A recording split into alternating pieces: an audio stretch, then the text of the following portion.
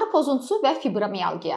Ağrı pozuntusu və fibromiyalgiya nədir? Gəlin ilk növbədə ağrı pozuntusu haqqında məlumat verim. Ağrı pozuntusu nədir? Bugün mən sizə somatoforum ağrı pozuntusu haqqında məlumat verəcəyəm. Xəstəliklərin beynəlxalq təsnifatı üzrə somatoforum ağrı pozuntusu deyilir. DSM-4 üzrə ağrı pozuntusu, idiopatik ağrı pozuntusu, psixogenik ağrı pozuntusu, atipik ağrı pozuntusu, DSM-5 üzrə isə bədənsəl, yəni fiziksel simptomlar pozuntusu deyə diaqnozlar adı altında adlandırılır. Ağrı pozuntusu tək halda və bir sıra psixiatrik və somatik xəstəliklərlə yanaşı görülə bilər.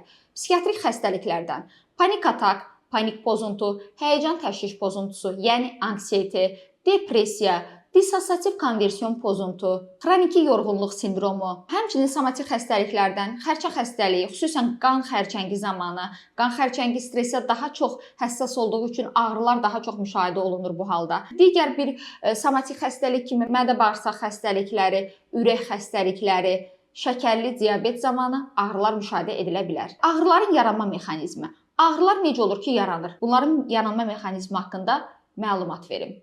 Stres anında böyrəküstü vəzdən qana küllü miqdarda adrenalin hormonu sintez olunur. Bu zaman nə baş verir? Qan damarları daralır, arterial təzyiq artır, ürək vurğularının sayı artır, ürək sürətli vurmağa başlayır.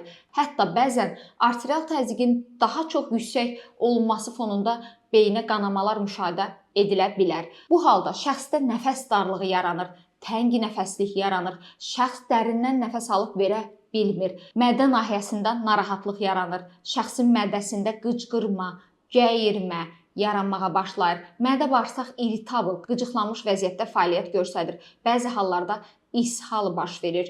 Ürək bulanma, qusma halları olur. Şəxsdə baş gicəllənmə, baş ağrıları müşahidə olunur. Ağrılar bütün bədən boyunca irradiasiya etmiş olur.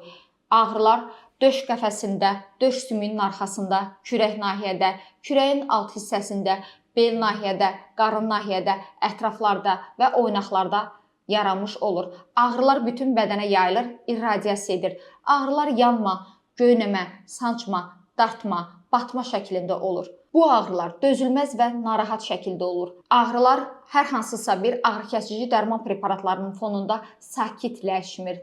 Getdikcə şiddətlənərək gün ərzində şəxsi müşahidə edir. Fibromiyalgiya nədir? Fibromiyalgiya adından mövzuya giriş etsək, fibro birləşdirici toxma, mia əzələ toxması, algiya ağrı deməkdir. Yəni birləşdirici toxmanın və əzələ toxmanın ağrısından bəhs edilir. Amma bu ağrılar həqiqi ağrılar deyildir. Ağrılar iltihabi ağrılar deyildir. Autoimmun ağrılar deyildir. Ümumiyyətlə ağrılar iki cür olur. Birincisi neyropatik ağrılar, ikincisi nosiseptiv ağrılar.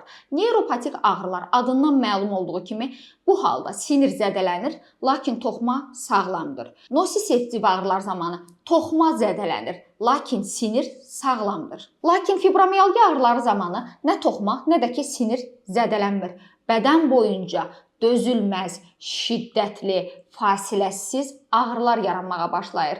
Pasiyent ağrılar fonunda yatağından qalxa bilmir. Bədəndə olan 18 ağrılı nöqtənin 11-i ağrımağa başlayır. Pasiyentdə dayanmadan baş ağrıları, boyun ağrıları, ətraflarda ağrılar, döş qəfəsi ağrıları, bel ağrıları, kürək ağrıları, oynaqlarda ağrılar yaranır. Bu ağrılar bütün bədən boyunca irradiasiya edir. Şəxs həkim gəzir.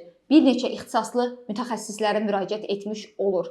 Ağrılarının səbəbi tapılmır. Ağrılarının səbəbi tapılmadıqda narahat olmağa başlayır. Bir neçə dəfələrlə eyni müayinələrdən keçməyə başlayır. O düşünür ki, yəqin bu ağrıların səbəbi beyni qanama ilə bağlıdır. Nəticə etibarilə şəxs onun səbəbini araşdırmağa çalışır. Şəxs beyni qanama və yaxud da ki, onkoloji bir problemin olmasından şübhələnərək baş beyinə uyğun olaraq baş beynin KT müayinəsi, MRT müayinəsi, EEG müayinəsi, rentgen müayinəsindən keçir. Eyni zamanda şəxs döş qəfəsində, ürək nahiyəsində ağrılardan şübhələnərək onun infarkt keçirdiyini və yaxud da ürəyi ilə bağlı hər hansı bir ciddi patologiya olduğunu araşdırmağa çalışır və bununla bağlı olaraq dəfələrlə EKG müayinəsi, exo müayinəsi, damarlara uyğun olaraq damarların Doppler müayinəsindən keçir. Onurğa sütununda olan ağrılara uyğun olaraq rentgen müayinəsi, KT, MRT müayinəsindən keçir. Mədə-bağırsaq sistemində olan ağrıların sakitləşmədiyini görərək dəfələrlə mədə-bağırsağa uyğun olaraq ultrasəs müayinələri, rentgen müayinəsindən, endoskopiya müayinələri, gastroskopiya, kolonoskopiya müayinələrindən keçir və həmçinin şəxs döş qəfəsində tənginəfəslik hissi, ağrıların yarandığını nəzərə alaraq dəfələrlə rentgen müayinədən keçmiş olur və hətta dəfələrlə eyni laborator analizləri təkrarlamış olur. Lakin bütün bu göstəricilərə baxmayaraq şəxsdə hər hansısa bir ciddi patologiya aşkarlanmır.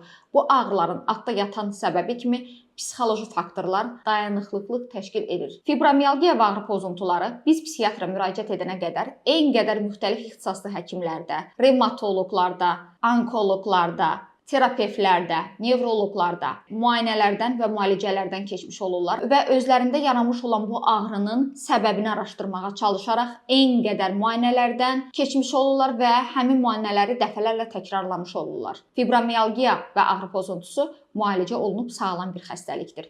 Sizin psixiatr həkiminiz doktor Aytən Namazova.